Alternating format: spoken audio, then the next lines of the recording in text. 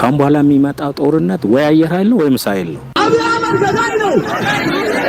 ሰላም ጤና ይስጥልን። የተወደዳችሁና የተከበራችሁ የኢትዮስ ሚዲያ ቤተሰቦቻችን እንደምን ዋላችሁ? የዕለተ ሰኞ የቀን ሰበር ዜናዎችን ይዘን ቀርበናል። ዋና ዋናዎቹን በቅድሚያ እናስተዋውቃችሁ።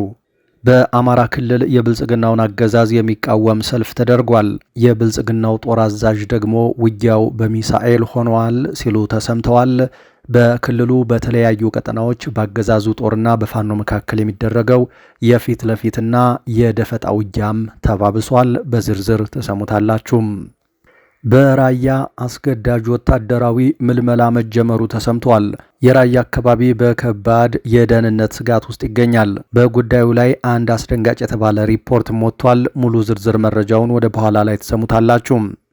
በህወሓት በኩል የአማራ ክልል ኃይሎች ከወልቃይት ለቃችሁ ውጡ የሚል ይዘት ያላቸው ተከታታይ ማሳሰቢያዎች እየተሰሙ ባሉበት በዚህ ሰዓት በእነ ኮሎኔል ደመቀ ዘውዱ የሚመራው አስተዳደር ምላሽ ሰጥቷል።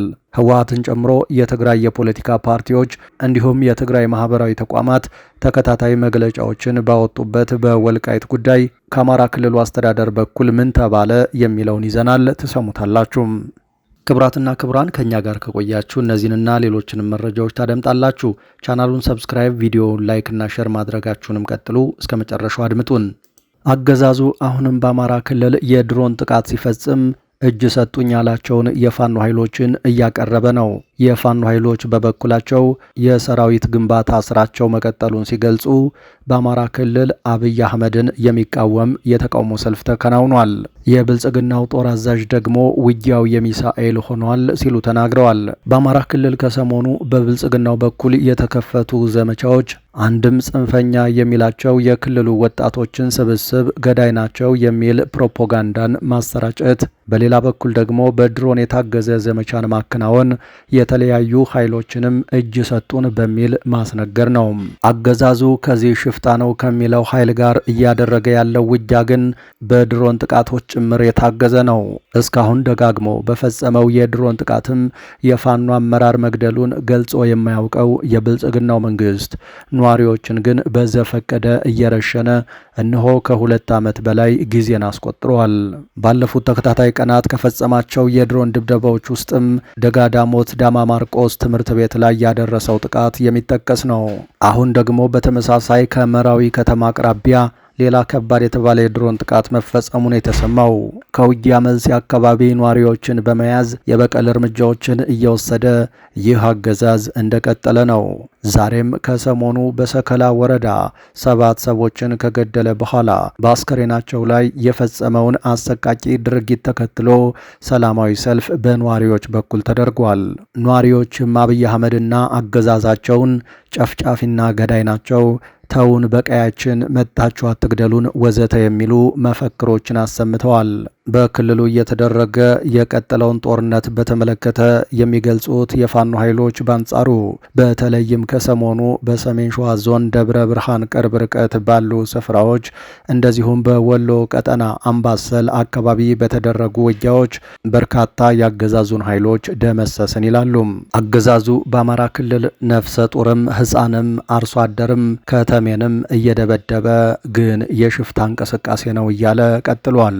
ይህን በሀገሪቱ በጀት የሚገዛን ገዳይ የጦር መሳሪያን እየሸመተ የራሱን ሀገር ዜጎች መግደልንና መሰረተ ልማት ማውደምን ደግሞ እንደ ጀብድ እየገለጸው ነው የሚገኘው። የእነዚህ የጸረ ሰው ያገዛዙ መሳሪያዎች ኃላፊ የሆኑት ሌትናንት ጀነራል ይልማ መርዳሳ ደግሞ አብይ አህመድ ወደ ስልጣን እንደመጡ የመከሩን በማለት ቀጣይ ውጊያዎች ምናልባትም ደግሞ ከጎረቤት ሀገራት ጋር የሚደረጉ ጦርነቶች የሚሳኤልና የቴክኖሎጂ ይሆናሉ ሲሉ ተሰምተዋል።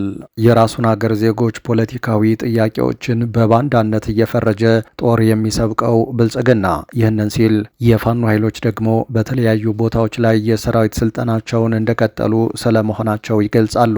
በተለያዩ ጊዜያት የሚያሰለጥኗቸውን ለዛውም በአደባባይ የሚያስመርቋቸውን ታጣቂዎቻቸውን የሚያስተዋውቁት እነዚሁ ኃይሎች ኃይሎች አሁንም ይህንኑ ቀጥለናል ብለዋል። በወሎ ቀጠና ለወራት ሰለጠኑ ያሏቸውን ታጣቂዎች ማስመረቃቸውንም ይፋ አድርገዋል። ይህ በእንዲህ እንዳለ በአገዛዙ በተደጋጋሚ እስርና እንግልት ሲፈጸምባቸው የነበሩት አራት አይናው አበምኔት አረፉም። የትርጓሜ መጽሐፍት የአቡሻህር የፍትሐ ነገሥትና የቅኔ መምህሩ በሰሜን ጎጃም ሀገረ ስብከት የክብረ ደናግል ናዳ ቅድስት ማርያም ገዳም አበምኔት የሆኑት አራት አይናው መምህር ቆሞስ አባ ይባቤ በላይ ከዚህ ዓለም ድካም ማረፋቸው ተሰምተዋል። ታላቁ አባት መምህር ቆሞስ አባ ይባቤ አገዛዙ ተደጋጋሚ የሆነ እስርና እንግልት ሲፈጽምባቸው እንደነበር አይዘነጋም። እየደረሰባቸው ካለው መንግስታዊ እስርና ማሳደድ አኳያ ገዳሙን የሚመራ በጉባኤ ቤቱ የሚያስተምር መምህር ፈልጉ በሚል ለገዳሙ አበምኔቶች መልእክት ሲያስተላልፉ መሰንበታቸውም ተነግሯል። አራት አይናው አባት ትናንት ህዳር 21 2018 ዓ.ም ለዛሬ አጥቢያ ህይወታቸው ማለፉ ነው የታወቀው። በሌላ መረጃ በአማራና በትግራይ ክልል የይገባኛል ውዝግብ ባለበት ራያ አስገዳጅ ወታደራዊ ምልመላ መጀመሩ ተሰማ። የራያ አካባቢ በከባድ የደህንነት ስጋት ውስጥ መሆኑንም ሪፖርቶች አመልክተዋል። ግድያና እገታ በአሳሳቢ ሁኔታ መስፋፋቱም ተመልክቷል። ከአካባቢው ነዋሪዎች ከተጎጂዎችና ቤተሰቦቻቸው በተሰበሰበ መረጃ በተለይ በራያ 5 ወረዳዎች ሰዎችን አግቶ ማስለቀቂያ ገንዘብ መጠየቅ፣ ታዳጊዎችን ጨምሮ ዜጎችን አስገድዶ በማገት የታጣቂ ቡድን አባላት እንዲሆኑ መመልመል እየተስፋፋ መጥቷል። ይህ እገታ፣ ዘረፋና ግድያ ማንነትና የፖለቲካ አመለካከትን መሰረት አድርጎ ጭምር የሚካሄድ በመሆኑ ፖለቲካው ለወንጀል ድርጊት ሽፋን ለመሆኑ ምስክር ነው ይላሉ ወንድማቸውን 600 ሺህ ብር ከፍለው ከእገታ ያስለቀቁና በውጭ ሀገር የሚኖሩ እማኝ። እንደየአካባቢው ቢለያይም በዚህ ድርጊት በዋናነት የትግራይ ጊዜያዊ አስተዳደር ጸጥታ አባላት ነን የሚሉ ታጣቂዎች ድርጊቱን ይፈጽሙታል ተብሏል። እየተስፋፋ የመጣው ህገወጥነት ለተራ ዘራፊና ቀማኛ ምቹ በመሆኑ የወንጀሉ ተሳታፊዎችን በእርግጠኝነት ለመለየት አደናጋሪ መሆኑን አንድ የአላማጣ ከተማ መምህር ስለ ጉዳዩ ለሚዲያ በሰጡት መረጃ ተናግረዋል። ግድያና እገታ በተደጋጋሚ በሚፈጸምባት ራያ አላማጣ ከተማ ባለፈው ሳምንት 2 ወጣቶች በተከታታይ ተገድለዋል። አንድ ማንነቱ ያልታወቀ ወጣት ህዳር 13 2018 ዓ.ም በአላማጣ ከተማ ገበያ አካባቢ ተገድሎ የተገኘ ሲሆን በተመሳሳይ ህዳር 15 2018 ዓ.ም አብዲ መኮንን የተባለ ወጣት ተገድሏል።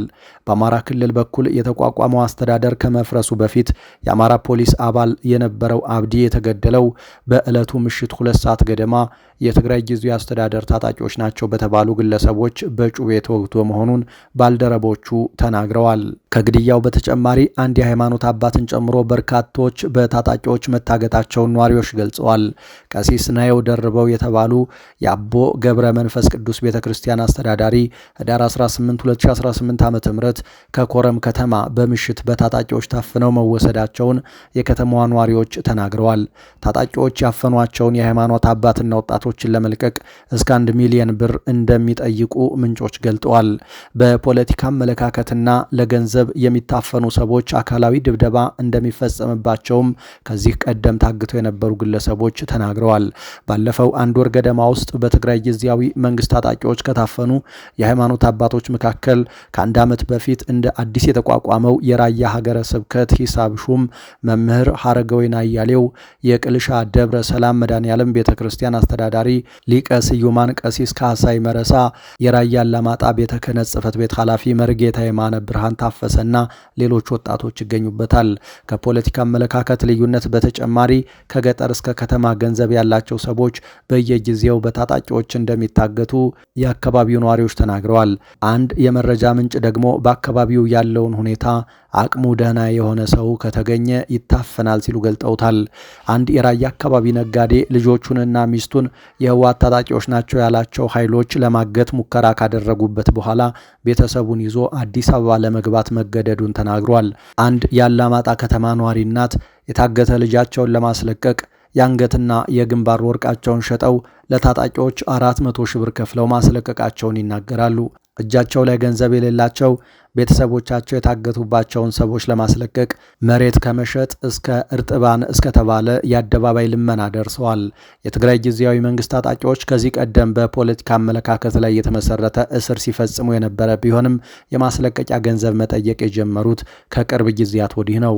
የሃይማኖት አባቶችን ጨምሮ ግድያና እገታ በተደጋጋሚ የሚፈጸመው አላማጣ፣ ኮረም፣ ዛታ፣ ኦፍላና አዘቦ ባሉ የራያ ወረዳዎች ውስጥ ነው። ከእገታ ድብደባና ንብረት ዘረፋ በተጨማሪ በአንዳንድ የገጠር አካባቢዎች ወጣቶችን በግዳጅ ለወታደራዊ ስልጠና የመመልመል እንቅስቃሴ እየተደረገ መሆኑን በአሁኑ ወቅት በአወዛጋቢ የራያ አካባቢዎች በስፋት የሚንቀሳቀሱት የትግራይ ጊዜያዊ መንግስት ታጣቂዎች በገጠር መንደሮች ወጣቶችን ለወታደራዊ ስልጠና ለመመልመል እንደሚንቀሳቀሱ ምንጮች ገልጠዋል። አንድ የአካባቢው ነዋሪ በገጠር አካባቢዎች ወዛደሮች ለስራ ይፈለጋሉ ብለው ከወሰዷቸው በኋላ ወደ ስልጠና ያስገቧቸዋል ብለዋል።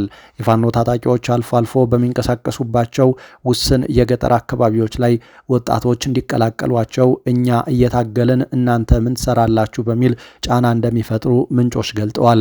ምንም እንኳን በሚንቀሳቀሱባቸው ውስን ቦታዎች ላይ ማህበረሰቡን እየሰበሰቡ ድጋፍ እንዲሰጣቸው ቢጠይቁም እስካሁን የግዳጅ ምልመላ እንዳልገጠማቸው ነዋሪዎች ጠቁመዋል። የትግራይ ክልል ጊዜያዊ መንግስት ታጣቂዎች በአማራ ክልል በኩል በተሰየመው አስተዳደርና በአካባቢው ኮማንድ ፖስት ስር የሚመሩ መንግስታዊ ተቋማትን በኃይል እየተቆጣጠሩ ነው ተብሏል። ባለፉት 2 ሳምንታት ውስጥ የስራ ኃላፊዎችን በዛቻና ማስፈራሪያ እንዲለቁ በማድረግ የጤና የውሃና ትራንስፖርት ተቋማትን መቆጣጠራቸውንም ለመስማት ተችሏል።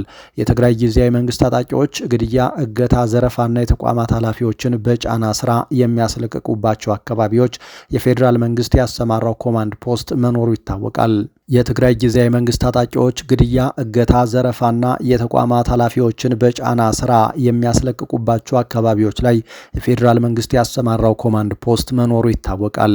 ይሁን እንጂ ኮማንድ ፖስቱ ግጭት እንዳይፈጠር በሚል የትግራይ ኃይሎችን እንቅስቃሴ ማስቆም አለመቻሉን ለጉዳዩ ቅርበት ያላቸው አንድ የአካባቢው ባለስልጣን ተናግረዋል።